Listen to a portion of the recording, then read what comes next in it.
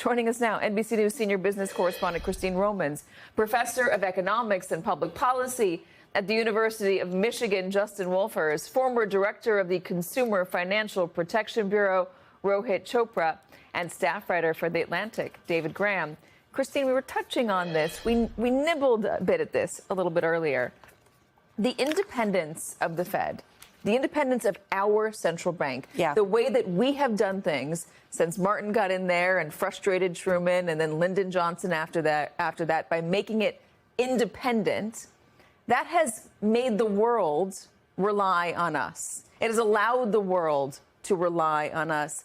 And how has it turned out so far? Well, it's a sign of American exceptionalism and stability. That stability is so incredibly important. And when you have seen other countries bend to the will of the politicians and the leaders, it has always ended up badly. You know, we heard from Fitch in affirming America's great credit rating. We heard from S&P Global in affirming America's great credit rating. They listed all these things that are going well, including the president's tariff revenue, but then both noted very specifically the independence of the Federal Reserve, flagging that is a concern, the attacks from the White House on the independence of the Federal Reserve. So that's getting notice for sure around the world, because the Fed designed, as I've said a million times, it's a silo over here. It is not a part of the administration. The president wants to change that. Just now, I mean, he's still doing this cabinet meeting. It's been going on for about 2.5 hours. And he just said, once we have a majority on the Fed board, he said it out loud. He said he's working with the Commerce Secretary and the Treasury Secretary to remake the format of the Fed so that it works for him. Justin, this has happened in other places. A version of this has happened in other places. Obviously, the United States is singular in many ways. Turkey is a place. I know you've talked about that. There's been a lot of talk recently about Argentina and how wealthy that country was up until relatively recently, 10th biggest economy in the world. And then it was Perón, I believe, who took over and crashed and tanked everything. And Donald Trump, there are concerns that this is exactly what he's trying to do, but not taking the lessons from either Turkey or Argentina. Katie, how are you so good at this? I got to say, your lead here was a brilliant history lesson, and I also think you got the stakes exactly right. And thanks for teeing me up like that, which is what does history teach us? We've seen actually almost the exact same play in Turkey. We're fortunate we had that because we get to learn from it. In Turkey, a populist strongman, sound familiar, who loves low interest rates, also sound familiar, went and undermined the central bank and installed a loyalist. The loyalist did what Erdogan, the president, wanted. As a result, he kept interest rates low even as inflation rose, and inflation rose all the way to 86%. Even today, it's 38%. So I want viewers at home to understand the stakes here. Normally, when we debate the Fed, we're talking about a quarter percentage point here or half a percentage point there. This is, do we want the sort of institution that delivers the price stability that we all and prosperity that we all take for granted? Or do we want to run the risk that we've seen in so many populist nations, whether it's Turkey, Argentina, Zimbabwe, or whatever? And I know what it is that most economists would be recommending right now. I just want to point out that I, as every day, this is a team effort on this show, and I have one of the best teams out there, and so I can't take all the credit for the great formulation today, but it is a good history lesson, and I'm so glad that you were able to tee off from there. We have a new statement from the Federal Reserve, and David, I'm going to read it in full. It's long, so bear with me, but it's worth reading. The Federal Reserve System was established by Congress, because you know they're choosing their words carefully here. So the Federal Reserve System was established by Congress to carry out its statutory mandates, including promoting maximum employment, stable prices, and a well-functioning financial system. Congress, through the Federal Reserve Act, directs the governors that serve in long fixed terms and may be removed by the president only for cause in quotes there. Long tenures and removal protections for governors serve as a vital safeguard, ensuring that monetary policy decisions are based on data, economic analysis, and the long-term interests of the American people. The Federal Reserve will continue to carry out its duties as established by law.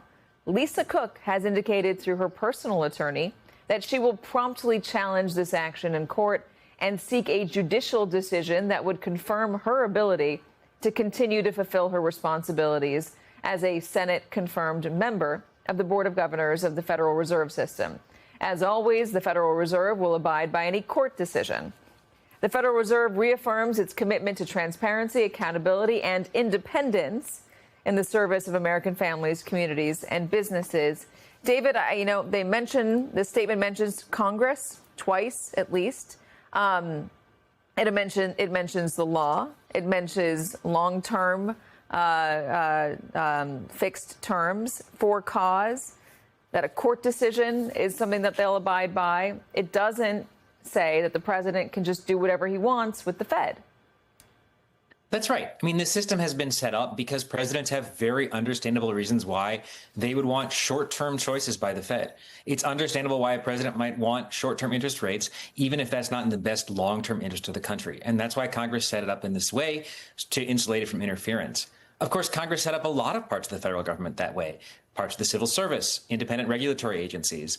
And what we've seen from Trump over these last few months is a systematic attempt to plow through those guardrails, to take over their independence, and really to flout the will of Congress and the laws that were set up to protect these bodies so that we can have good governance in addition to political leadership.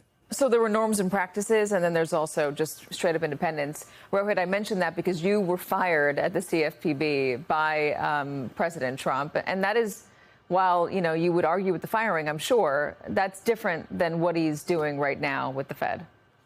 That's right. There was a Supreme Court case in 2020 that made clear that President Trump could fire the head of the agency I led. I had a 5-year term, and he was within his right to do that. But we have seen since that time him go way beyond that, firing federal trade commissioners and, of course, attempting to fire Governor Cook. I think for many people, it really is confusing, all of these agencies. And the Fed, and you read that statement, it does sound like gobbledygook to people. But here's why it's so important. The Fed really has a huge impact on how much it costs to finance our national debt and really how much consumers and businesses ultimately pay on those mortgages and small business loans. So the president's attempt to infiltrate this agency, we will pay for it if we are moving past a time when we have independent watchdogs and moving to just obedient lapdogs. So I see this as something we have to pay very close attention to. And of course, that statement that we just heard from the Fed will raise more questions of, is she fired or not? Can she take votes today? And I think the markets are going to have to dissect that carefully. Yeah, and the courts might have to get involved pretty quickly. And that is if the Trump administration files any legal action on their own, and whether they start to provide any evidence as well to their claims. So far, they are just making very loud allegations. Here's Howard Lutnick on CNBC. The crook always says, I'm not going anywhere. And why would anybody defend that? The real question should be, did she commit mortgage fraud, yes or no? And if you did commit mortgage fraud, please get out of the federal government, get out of the seat of the governor of the Federal Reserve, and go away. If this woman committed mortgage fraud, she should be respectful to the United States of America, to the Federal Reserve, where she says she cared about them, and she should go off into the sunset and hope to God the police don't follow her. You know, there was the Nixon version that William Safire recounted in his book about, a steady stream of leaks. David, this is not even a leak. This is just Donald Trump's own officials, cabinet officials, coming out and just hammering her over the head on not on public broadcasting, but on television, out there on social media, at any opportunity they get. And even in Lutnick's statements there, you hear an if, and that's the crux of this. We have allegations from the head of the Federal Housing Finance Agency. We don't have any charges. We don't have anything adjudicated. All we have is these allegations, which are laid out in a letter. We also haven't had a response from Cook yet. And so it feels like wildly over the top for the president to be demanding, or for Lutnick to be demanding, a resignation over that. And I think we also have a real question about how it is that the head of the FHFA came across this information. Was he on some sort of fishing expedition? Did he ask for records from political opponents? Because we've seen some more of these allegations. So I don't think, with respect to what the secretary said there, that is the only question here.